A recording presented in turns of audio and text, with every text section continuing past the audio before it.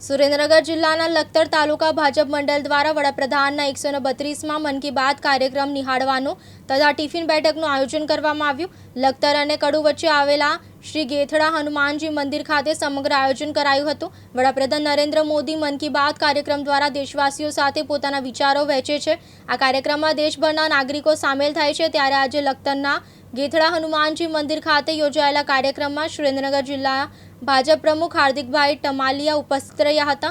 ઉપસ્થિત સૌએ વડાપ્રધાનના મન કી બાત કાર્યક્રમ નિહાળ્યો। ત્યારબાદ આગામી કાર્યક્રમોના સુચારુ આયોજન અને તેને વધુ વ્યાપક તથા સફળ બનાવવા માટે તથા આગામી સમયમાં આવનારા તાલુકા પંચાયત, જિલ્લા પંચાયત, નગરપાલિકાની ચૂંટણી અંગે વિસ્તૃત ચર્ચા અને માર્ગદર્શન આપવામાં આવ્યું હતું। મન કી બાત કાર્યક્રમ પૂરો થયા બાદ ટિફિન બેઠકનું પણ આયોજન કરવામાં આવ્યું હતું, જેમાં 100 સંગઠનોએ વધુ મજબૂત બનાવવા માટે સંકલ્પ લીધો।